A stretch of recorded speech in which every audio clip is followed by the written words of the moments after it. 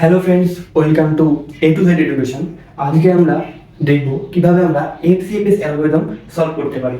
আমার কাছে process ID দেওয়া আছে, অ্যারাইভাল টাইম আছে অ্যান্ড বিটি মানে বাস টাইম দেওয়া আছে।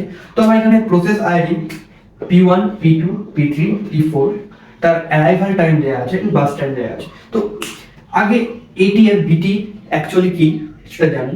তো সাপোজ ফর এক্সাম্পল যদি তুমি ট্রেন ধরো, তো ট্রেনের অ্যারাইভাল টাইম কি আর বাস টাইম কি, তুমি যদি সেটাকে ধরো তাহলে তুমি এটার সাথে ভালো মতো মেলাতে পারবে। অ্যারাইভাল টাইম ধরে নাও P1 একটা ট্রেন, তার অ্যারাইভাল টাইম হলো স্টেশনে অ্যারাইভাল টাইম 0, মানে সে দাঁড়িয়ে আছে। 0 মানে কি, সে দাঁড়িয়ে আছে টাইমটা। তার বাস টাইম বিটি কি, টি মানে এখানে 3 আছে যেটা, তো তার টাইম ছাড়া টাইম কত, তাই না? তো ট্রেনের তো টাইম থাকে যে সাপোজ 9টার সময় কোনো ট্রেন আছে, তার সেই স্টেশন থেকে ছাড়বে। তো ধরো তুমি হাওড়া থেকে যাচ্ছ কোথাও, তো হাওড়া থেকে কোনো ট্রেনের টাইম সেটা হচ্ছে 0, মানে ট্রেনে দাঁড়িয়ে আছে, তার টাইমটা করা 9 বা 3 PM ধরে নাও। তো সাপোজ এখানে 3 PM সেটা টাইম মানে বিটি, 3 টাইম বিটি, সে 3টে বাজলে ওখান থেকে ছেড়ে যাবে। তো এই ক্ষেত্রে ঠিক P1টা ঠিক একই কাজ করছে। P1টা কি করছে, 0তে আছে এবং ছেড়ে যাবে কখন, যখন 3 হবে। যখন 3 হবে তখন সে ছেড়ে চলে যাবে। তো এটাকে আমরা কিভাবে লিখবো, গ্যান্ট চার্টের মাধ্যমে লিখবো।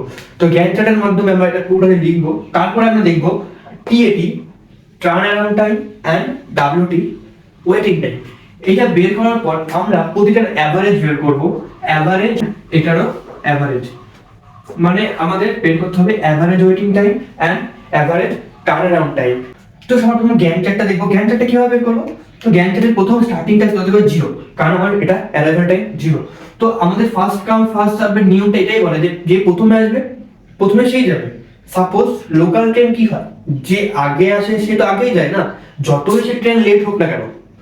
সাপোজ একটা ট্রেন আছে, এই ট্রেনটা লেট করেছে 10 মিনিট, 10 মিনিট লেট করেছে, 10 মিনিট লেট করলো, বাট পেছনে যে লোকাল ট্রেন আছে সে যদি 10 মিনিট লেট করেও থাকে তার তো কিছু করার নেই, সে তো আগে যেতে পারছে না যতক্ষণ না T1 কমপ্লিট করছে, তার মানে ডেস্টিনেশন যতক্ষণ না কমপ্লিট করছে ততক্ষণ তো সে যেতে পারছে না না।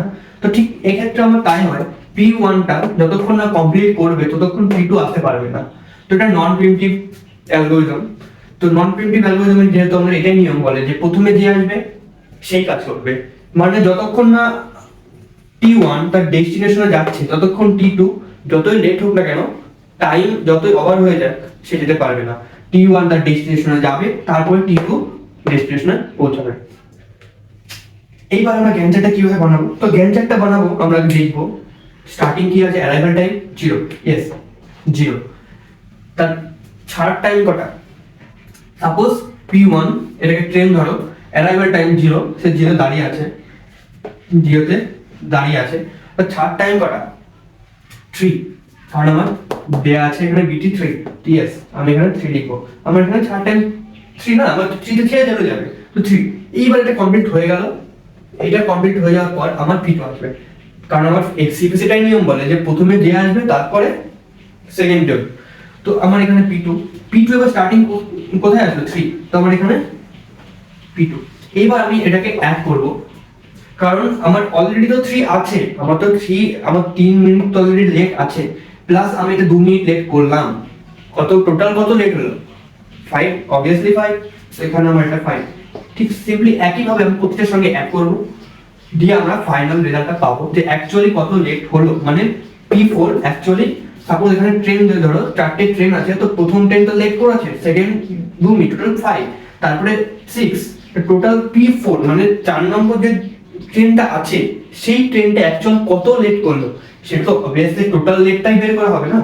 তো P4, তো তার আগে P3, P2 কমপ্লিট, এবার P3 দেখবো। তো P3 অ্যারাইভাল টাইম 2, আমি অ্যারাইভাল টাইম দেখবো না, আমার কখন এসে কখন যাচ্ছে দেখার দরকার নেই, আমার লেট কতক্ষণ লেট আছে দেখবো না। আমি সাপোজ ট্রেন যখন লেট করে তখন সে কখন ঢুকছে, লোকজন সেটা দেখে না, কতক্ষণ লেট করলো সেটাই দেখে। তো এটা সেই একই জিনিস। তো আমি এখানে 5, তো এবার আমার 1 আছে, কত লেট হলো টোটাল, এখানে আমার P3 লেট হলো 6, এবার আমার P3 কমপ্লিট হয়ে গেল, P3 বেরিয়ে গেল, এবার আমার P4 ঢুকবে, এবার P4 টোটাল লেট কত করে 4, অবভিয়াসলি এখানে টোটাল 10 হবে, তাই না? কারণ আমার টোটাল টাইম তো আমার অলরেডি 6 মিনিট লেট করেছে, এবার P4 তো আরো 4 মিনিট লেট করলো, তো টোটাল লেট কত হলো 10। তো আমার এখানে গ্যান্ট চার্ট কমপ্লিট, এইবার আমার টোটাল কত টাইম লেট হয়েছে এটাকে আমি এখানে কমপ্লিশন টাইম বলবো। তো P1 এর কমপ্লিশন টাইম কত 3, এবার P2 কমপ্লিশন টাইম 5, P3 এর জন্য 6 আর P4 এর জন্য 10। তো এবার আমি দেখব TAT কত টাইম, WT কত, মানে turn around time and waiting time কত। তো waiting time and turn around টাইমের জন্য আমাকে যেটা করতে হবে হচ্ছে completion time minus arrival time, মানে প্রতিটার জন্য আমি যদি বের করি P1 এর টার্ন অ্যারাউন্ড টাইম কত হবে, P1 এর টার্ন অ্যারাউন্ড টাইম হবে completion time minus arrival time. Arrival time কত আছে আমার এখানে, অ্যারাইভাল টাইম 0 আছে, এন্ড আমার কমপ্লিশন টাইম কত আছে, P1 এর কমপ্লিশন টাইম কত 3 মাইনাস 0 যদি করি অবভিয়াসলি 3 আসবে। তুমি কমপ্লিশন টাইম এখানে যদি মাইনাস করি তাহলে আমার অবভিয়াসলি 3 আসবে। তো P1 এর TAT 3, P2 কত হবে, P2 এর ক্ষেত্রে completion time minus arrival time যদি আমি এগেইন করি তাহলে এখানে অ্যারাইভাল টাইম হচ্ছে 1, কমপ্লিশন টাইম কত আছে 5, তো 5 মাইনাস 1 কত, অবভিয়াসলি 4। P3 এর ক্ষেত্রে আমি সেই একই ফর্মুলা ইউজ করব, completion time minus arrival time. তো আমার এখানে P3 এর কমপ্লিশন টাইম কত আছে 6, অ্যারাইভাল টাইম 2, অবভিয়াসলি 4, এটা সেম 4। এবার আমি দেখব P4 এর কমপ্লিশন টাইম 10, অ্যারাইভাল টাইম 3, তো 7। এবার আমি এটা TAT এন্ড আমি একটু দেখব ওয়েটিং টাইম, মানে কতক্ষণ ওয়েট করেছে না, একটা ট্রেন যখন লেট করে তখন পেছনের ট্রেনটা কতক্ষণ লেট করে, কতক্ষণ ওয়েট করে আছে, যতক্ষণ না সিগন্যাল পাচ্ছে ততক্ষণ ওয়েট করে থাকবে। তো এখানে যে একই জিনিস, যতক্ষণ না গ্রিন সিগন্যাল হচ্ছে ততক্ষণ যেতে পারছে না। দেখবো তো WT আমার যে ফর্মুলা বলা হয়েছে সেটা কি হলো যে টার্ন অ্যারাউন্ড টাইম মাইনাস বাস টাইম। তো আমি এখানে টার্ন অ্যারাউন্ড টাইম আমার 3 আছে, 4 আছে, 7 আছে। তো P1 এর ওয়েটিং টাইম কত, টার্ন অ্যারাউন্ড টাইম মাইনাস বাস টাইম, তো বাস টাইম কত 3 আর আমার টার্ন অ্যারাউন্ড টাইম কত 3, তো অবভিয়াসলি ওয়েটিং টাইম কত 0 না, কারণ সে ওয়েট করতে হয়, কারণ সে যখন বাস টাইম 3 আছে 3 তে চলে যাচ্ছে সে, তো আমার এখানে ওয়েটিং কোনো দরকারই নেই, চলে যাওয়ার সাথে সাথে আমি গ্রিন সিগন্যাল পেয়ে যাচ্ছি, অবভিয়াসলি 0 হয়ে গেছে। এবার আমার P2 আমার টার্ন অ্যারাউন্ড টাইম কত আছে 4, বাস টাইম কত 2, তার ওয়েটিং টাইম কত 2। এবার আমি P3 দেখব, P3 টার্ন অ্যারাউন্ড টাইম 4, বাস টাইম 1, তো আমি যদি ফর্মুলা ইউজ করি তাহলে আমি কত পাবো 3, এখানে আমি 3 পাবো। এবার 7 কার টার্ন অ্যারাউন্ড টাইম P4, তো P4 এর বাস টাইম কত 4, মাইনাস করলে 3। আমার এখানে টার্ন অ্যারাউন্ড টাইম বেরিয়ে গেছে, ওয়েটিং টাইম বেরিয়ে গেছে। এবার আমি এটাকে অ্যাভারেজ বের করব, average turn around time and average waiting time. তাই তো আমাকে তো এটাই চেয়েছে না, আমাকে টোটাল কোশ্চেনে আমাকে অ্যাভারেজই বের করতে হবে, অ্যাভারেজ ওয়েটিং টাইম কত and average turn around time কত। Average turn around time and average waiting time কিভাবে করতে হয়, তো আমার টোটালটা থেকে আমি যদি টোটাল যে আমার টার্ন অ্যারাউন্ড টাইম আছে, টোটাল ওয়েটিং টাইম আছে, সেটা যদি টোটাল প্রসেস দিয়ে ডিভাইড করি আমার বেরিয়ে যাবে। তো অ্যাভারেজ ওয়েটিং টাইমের জন্য কি করব, টোটাল টার্ন অ্যারাউন্ড টাইম কত আছে আমার এখানে, টোটাল টার্ন অ্যারাউন্ড টাইম কত 3 + 4 7, 7 + 4 11 and 11 + 7 18 and আমার টোটাল প্রসেস আইডি কত আছে, টোটাল প্রসেস কত, অবভিয়াসলি 4, চারটে আছে, এটা হবে, এটা অ্যানসার হয়ে যাবে।